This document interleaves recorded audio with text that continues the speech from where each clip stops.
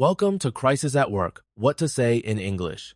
Imagine you walk into the office and within minutes, you discover a crucial client email was never sent. Lena, as a project manager, how do you react in those first stressful moments? In these situations, it's vital to first acknowledge the urgency. I'd say, we need to act fast. This can't wait. That sets the tone for immediate action, letting everyone know the situation is serious, but manageable if we respond quickly. That's a strong opening. How can professionals avoid panic and maintain composure when a mistake like this surfaces so suddenly? Staying calm is key. I'd recommend using phrases like, "I understand the situation is serious. Let's stay calm." This reassures the team and models a solution-focused attitude, which studies show improves decision-making under pressure. Let's delve deeper into urgency. Mark, as the person responsible for sending the email, how do you convey the need for swift action without escalating fear among colleagues? I'd say something like, "We need to resolve this immediately, but let's not waste time blaming." This helps direct attention to solutions rather than problems. Research in crisis management shows clear, non-accusatory language keeps teams more focused.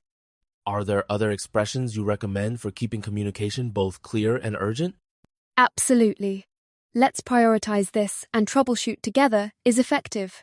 This signals the issue's importance and encourages collaboration rather than chaos. Accountability often defines the tone of a crisis response. How can someone accept blame professionally while still moving the team forward? It's best to be direct, yet constructive.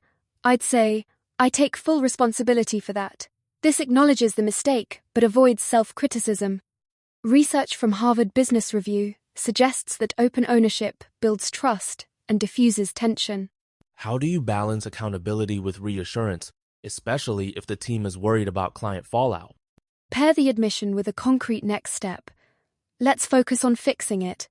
This shifts the group's mindset from blame to action, which is essential in high-stakes environments. Before jumping to solutions, fact-finding is crucial.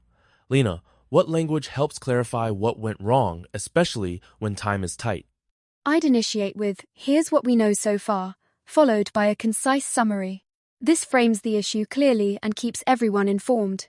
Using structured overviews, like timelines, prevents miscommunication, which is a common pitfall in crises.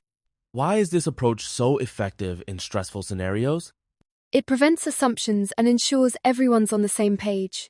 According to a 2021 MIT study, teams that clarify facts early resolve issues 27% faster.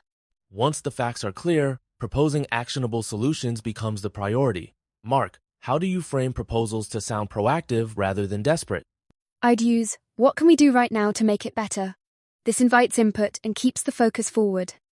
Suggesting, "I'll draft an apology email and send it within the hour," shows initiative and reassures everyone that steps are being taken.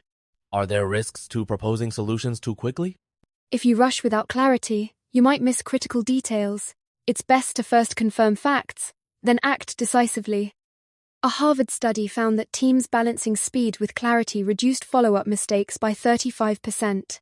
Now, the tough part, informing the client. Lena, what's your approach to delivering bad news while protecting the relationship? Transparency is vital. I'd recommend, "We need to inform the client before they find out on their own." Then, use language like, "We sincerely apologize for the delay and are taking immediate steps to resolve the issue." How do you ensure the apology sounds sincere and not scripted?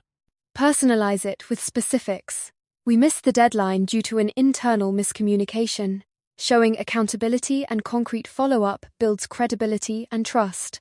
Effective teamwork can turn a crisis into a learning opportunity. Mark, how do you delegate tasks and foster cooperation during urgent situations? Clear, direct instructions work best. For example, "Can we go over the timeline quickly? I'll handle the client email, you check the project files." This approach prevents overlap and confusion, which are common when stress levels are high. What's the impact of this delegation style on team morale? It gives everyone a sense of agency and purpose. According to Gallup's 2022 workplace survey, teams with clear task assignments report 21% higher engagement in crisis moments. No crisis is complete without a postmortem. Lena, How do you discuss prevention strategies without undermining morale? I'd say we'll learn from this and put better systems in place, focusing on growth rather than criticism. Suggesting solutions like automated reminders or double-checking protocols signals commitment to improvement. How do you encourage the team to contribute ideas for prevention? Invite open discussion. Does anyone have suggestions to avoid this in the future? This inclusivity fosters a culture of shared responsibility and continuous advancement. Maintaining honesty while keeping team spirits up can be tricky. Mark, what's your advice for finding this balance in communication? Pair honesty with optimism. Acknowledge the problem. This setback is serious, then reassure. But I'm confident we'll resolve it together. Research shows this approach reduces anxiety and boosts collective problem solving. Can you share a hypothetical scenario where this made a difference? In one case, our team faced a data loss. By being upfront about the error but emphasizing our recovery plan, we restored client trust within days. To wrap up, let's challenge our listeners. How can they practice these skills to become more resilient in real-life crises? Roleplay is powerful. Try switching roles, be both the person who made a mistake and the one managing the crisis. Also, write an apology or status update using phrases we discussed. Reflecting on past workplace challenges can also help. What questions should listeners ask themselves after a crisis? Ask, what language helped calm the situation? Where could I have communicated more clearly? Regular self-review cements learning and fosters continual growth.